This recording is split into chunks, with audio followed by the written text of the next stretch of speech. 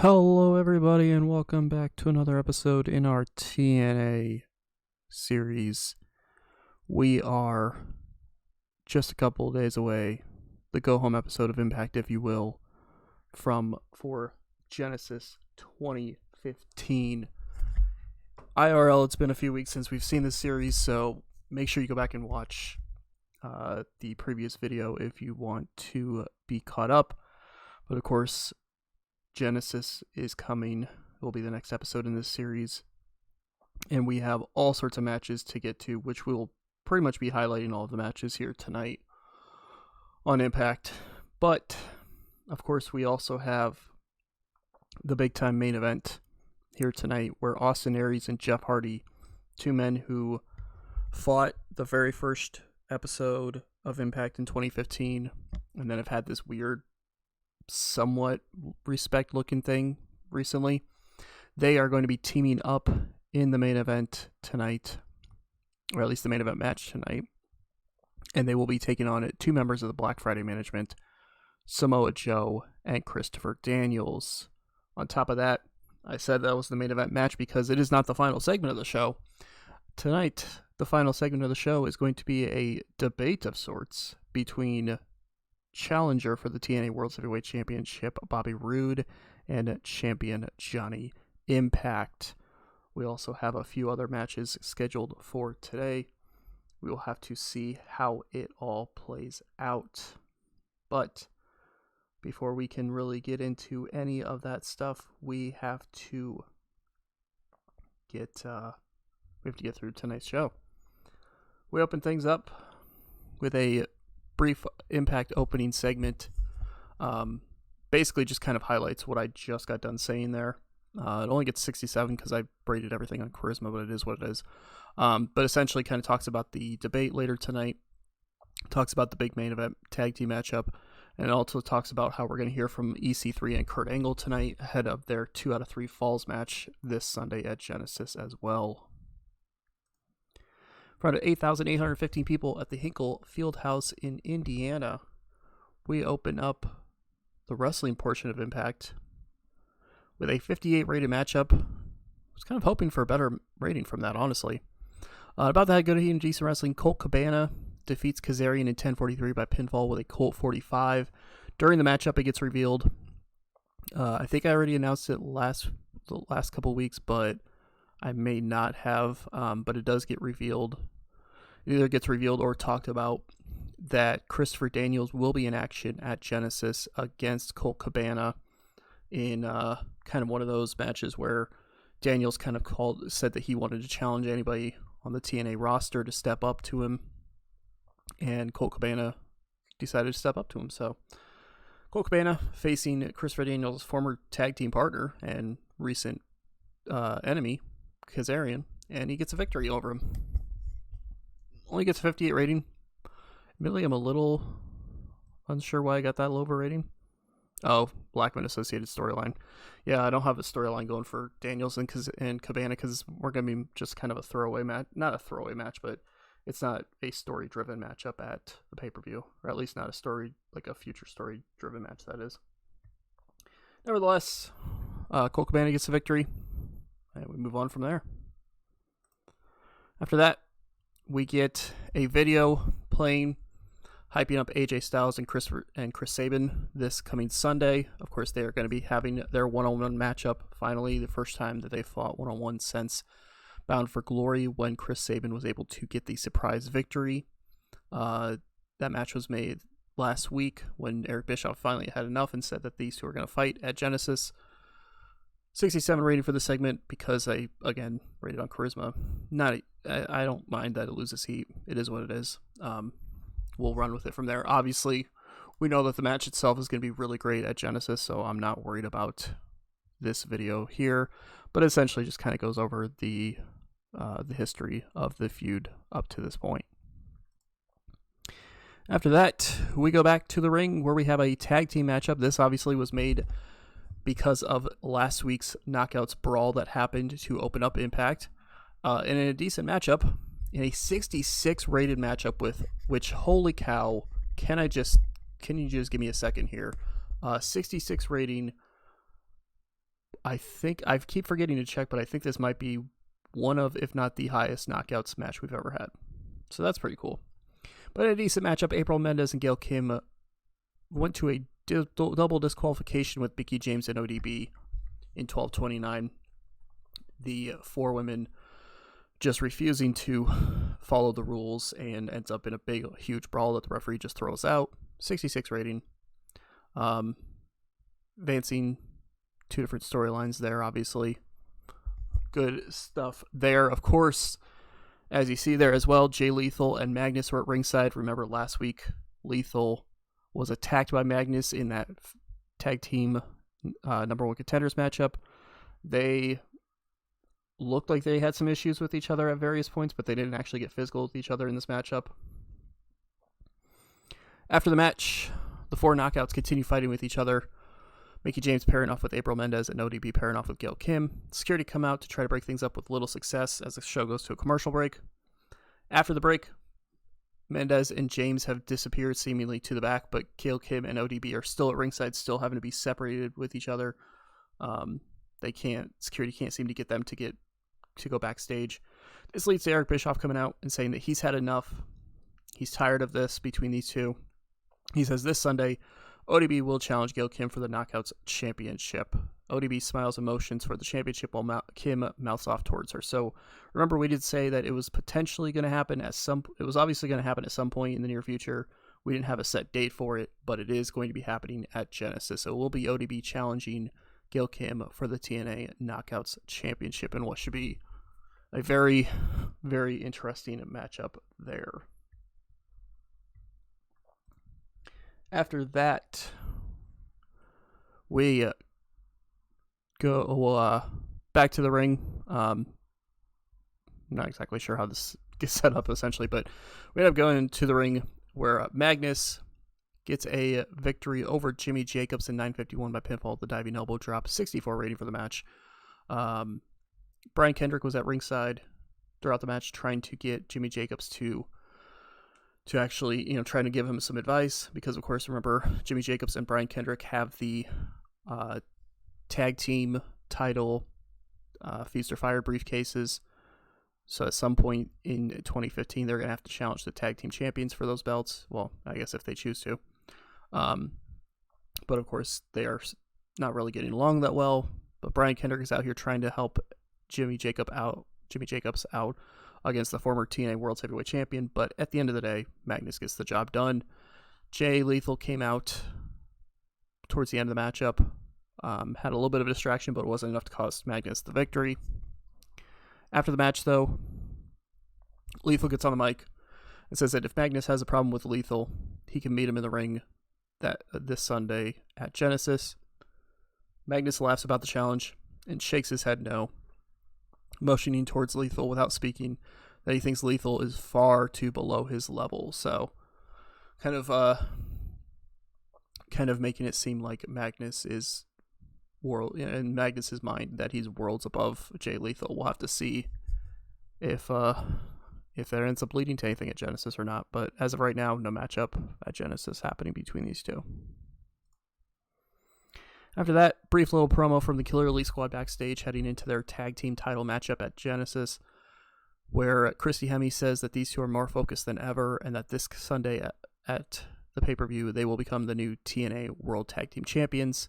The Wolves better be afraid because the Killer Elite Squad is going hunting. So, basic little promo. Obviously, this is another match that doesn't really have any story behind it. It's more of just champions defending against challengers. But I wanted to give it at least a little bit of something going into it with the Killer Elite Squad kind of having a brief little promo here before the match this Sunday.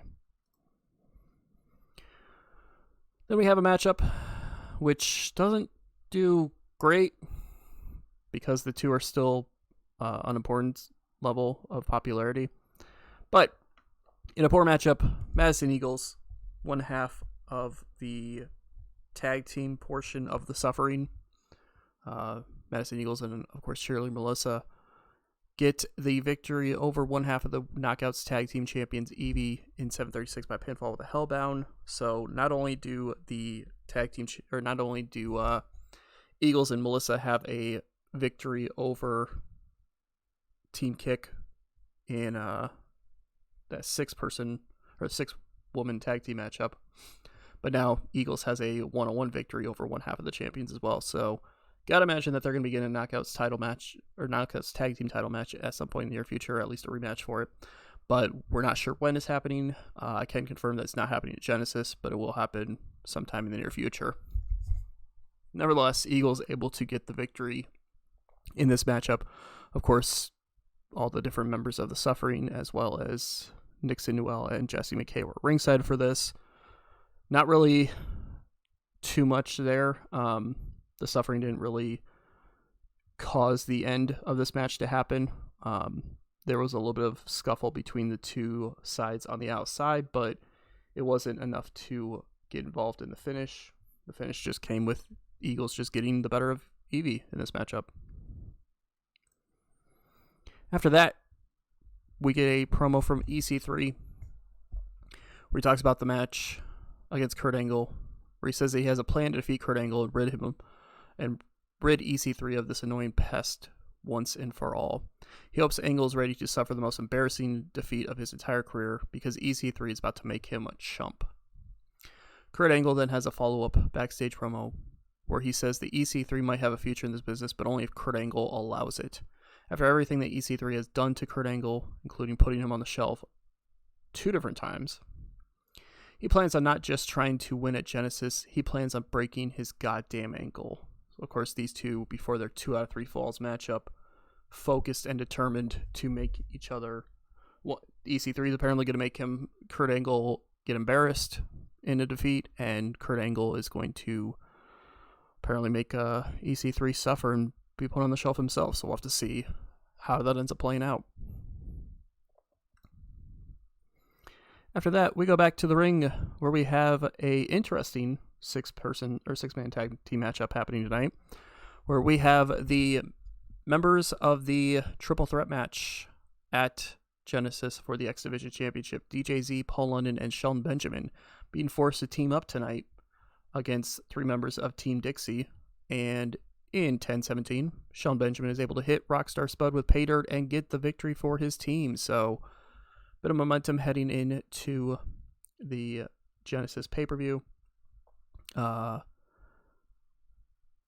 Team Dixie's crew tried to get the victory, but couldn't quite get it done, as Red Dragon still, working as part of Team Dixie, but still hasn't really gotten a victory so far. I mean, granted, they've only had 3 matches with the group now, but all 3 matches have been losses, so that's not exactly looking great for them. Nevertheless, DJZ, Paul London, and Shelton Benjamin, despite their issues that they've had over the last couple of months or so, able to get along enough to get the victory here tonight. Not really any post-match segment between them, just kind of separate celebrations as they all kind of hesitantly look at each other while celebrating. We'll have to see which one of those 3 leave Genesis with the X Division Championship. Of course, in Shelton Benjamin's case, I don't think he'd be too disappointed if he doesn't leave with the X Division Championship at Genesis, because he also has the Feast or Fired briefcase for the shot at the World Heavyweight title. So he could challenge for the World Heavyweight Championship in the near future, or at some point in time as well. So we'll have to see what ends up playing with that. But yeah, it's going to be a very interesting matchup at Genesis between those 3 men. I got 69 rating, by the way. This, I was expecting it to go better, but Bryan Danielson with a backstage promo about this Sunday. He's talking about how he's faced plenty of supposed monsters in the past, but Abyss truly is on a level of his own. He knows he'll be enduring lots of pain and punishment at Genesis, but he plans on dishing out even more. Abyss will try to bury him in a black hole, but Danielson will fight out of that hole. No matter what Abyss does to him, Danielson will fight it out and survive. Suddenly, from out of nowhere, Abyss shows up and attacks Danielson. Danielson tries to fight back, but is left laid out in the backstage area, especially after a black hole slam on the concrete of the backstage area. Abyss just stands there staring down at Danielson as officials come in to check on him. So Danielson just got done saying about how he was going to try to fight off anything that came his way and survive, but right now Abyss just got the momentum heading into the pay-per-view. This is one who's left standing and quote-unquote surviving. So we're going to have to see how that match ends up playing out at Genesis. But, well, I guess 66. I was hoping for a little bit better, especially with Danielson cutting up unscripted promo, but it is what it is. I'll take it. After that, we go to the ring for the main event of the evening. And in an 80 rated matchup, definitely a great way to save. Not that the show was doing bad, but definitely a great way to help boost up the show rating and potentially save the show. In a superb matchup, Christopher Daniels and Samoa Joe of Black Friday Management get the victory over Austin Aries and Jeff Hardy in 14:47 when Joe pinned Austin Aries with a muscle buster after Jeff Hardy wiped out Austin Aries by accident. So miscommunication between Austin Aries and Jeff Hardy leads to Aries getting pinned by Samoa Joe to end the matchup. Daniels head and shoulders above everybody else. He had an 86 in-ring performance. Joe with a 70, Aries with a 76, Jeff Hardy with 65. Joe and Jeff Hardy were really off their game, which really sucks, honestly, but still. Means that there's potential that this match could have been even better if those two were actually on their game. Not sure why they were really off their game like they were, but whatever. After that, Christopher Daniels and Samoa Joe celebrate the victory as Austin Aries comes to, looks frustrated by the end of the match. He quickly leaves the ring as Jeff Hardy tells him it was a mistake. Before Jeff can leave the ring to go talk to him, though, Joe grabs him from behind and locks him in the coquina clutch. Aries ponders trying to help Hardy out, even kind of hops up on the apron at one point before putting up his hands and hopping off the apron and walking off backstage. Officials come out to try to break things up as Daniels just stands there kind of evil laughing, basically. His way of laughing, but kind of shows that Christopher Daniels at this point can, Black Friday Management especially, but Christopher Daniels at this point could potentially just kind of do whatever he wants in TNA because he's got a monster, he's got basically a monster. I hate throwing around that word too many times, but he's basically got a monster in Samoa Joe. And then, of course, Low-Key and Homicide, who are always floating around, are always around too. So it's kind of be pretty damn hard for Christopher Daniels to not be seen as a legitimate threat to the rest of TNA. After that, we then get our main event segment. Part one of our main event segment, where Bobby Roode and Johnny Impact make their way to the ring for the final segment of the night. Joey Styles already waiting in the ring for this debate of words. Roode is up first, and he is asked about stopping someone who's on a roll like Johnny Impact. Roode says that he's been in this company long enough to have seen them all come and go. All the momentum in the world won't be able to save Impact's championship reign. He also gets asked about his path to the title match. And Roode says that none of it matters. It doesn't matter that he beat the hell out of his former friend to get the opportunity. It doesn't matter that he had to get rid of the trash in Team Dixie, referring to Magnus. None of it matters because after Genesis, Bobby Roode will be the TNA World's Heavyweight Champion.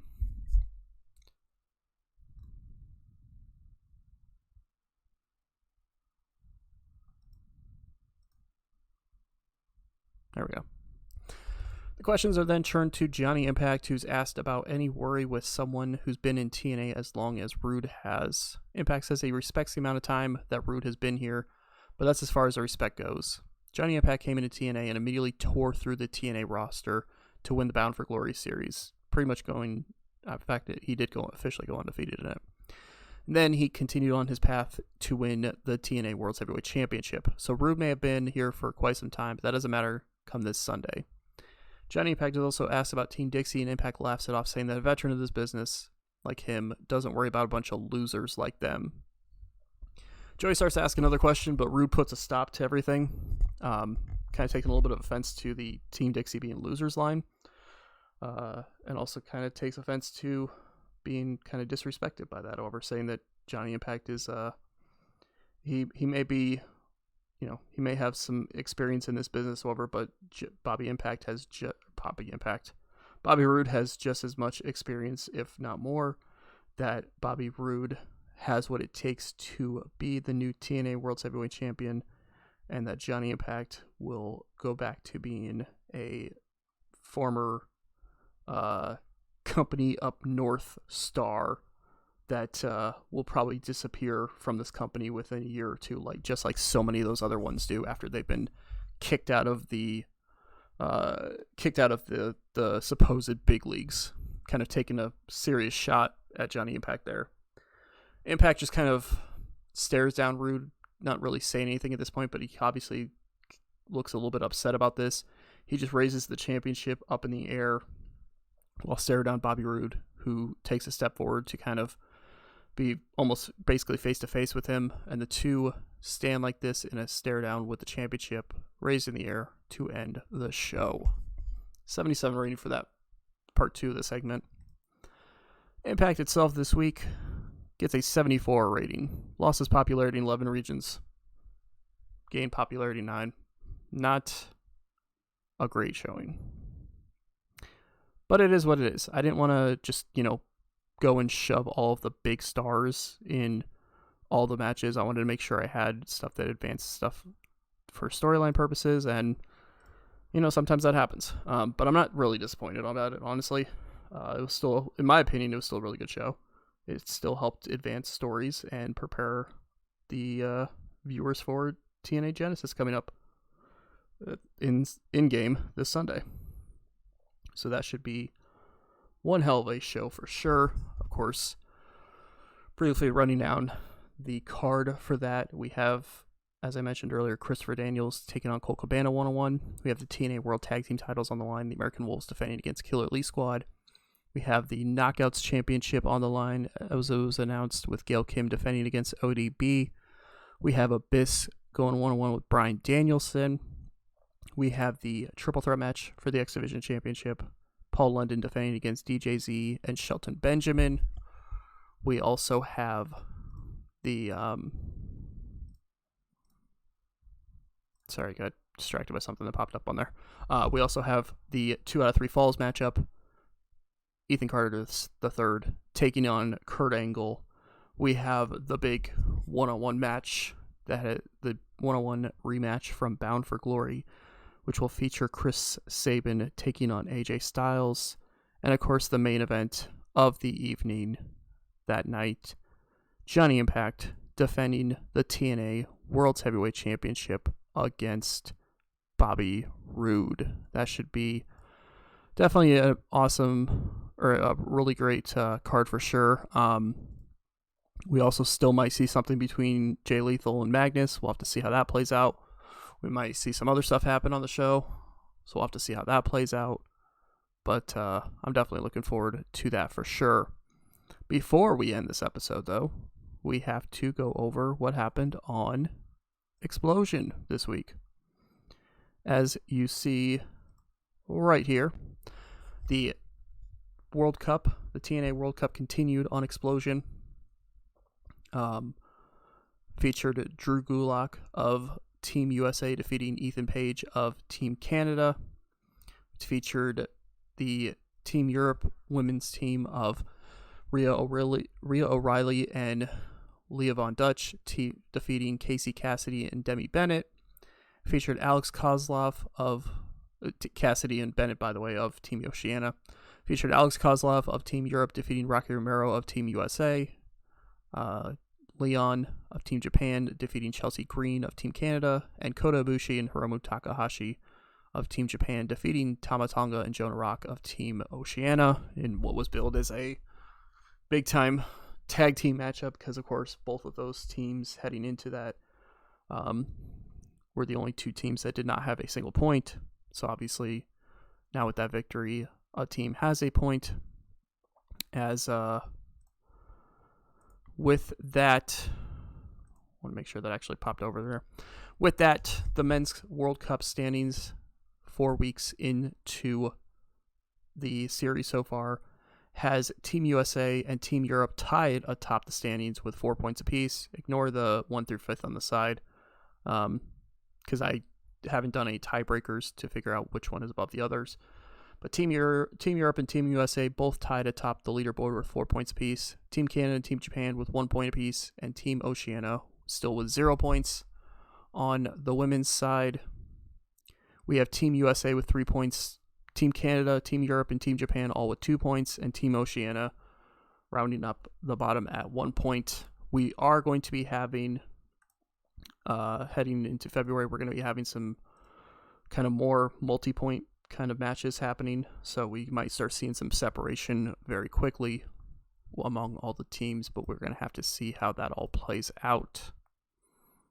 The ratings for the week, if you will. TNA Impact, the best show of the night, still, yet again. Both in viewership and in rating-wise, as Wrestle 1 did have a show that was pretty close to us rating-wise, but was not quite as good as ours. But success there, obviously. And then, just because I wanted to simply check and see...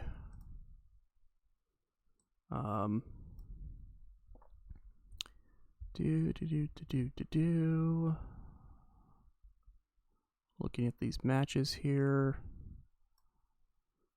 The main event from this show is in 34th right now. There's not going to be a great way to see. Yeah, because it's not in the top 100.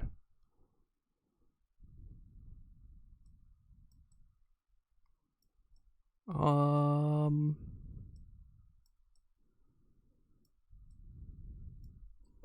me check one other thing really quick, just because I want to see.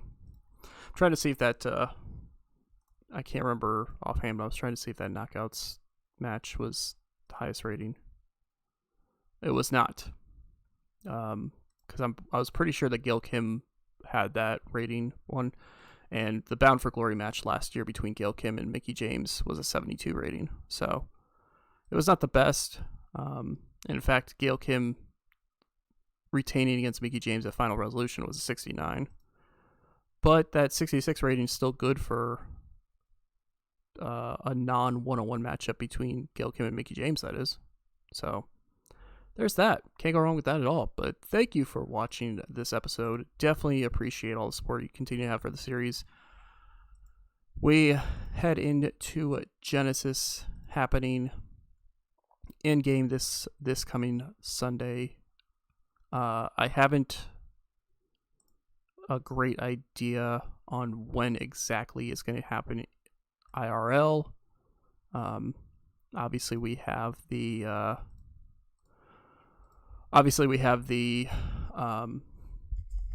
WCW series we're continuing. That'll be coming out on Monday. Hopefully, cross your fingers. Hopefully we'll be able to do Genesis next week, potentially next weekend, whatever, but you'll just have to keep an eye on it and see. For sure, I'm going to try my best to make sure it doesn't take 3 weeks in between the last episode in between this episode and the Genesis episode like the last one did. But nevertheless, enough of my rambling. Thank you for watching. Definitely appreciate it, and we'll catch you guys next time.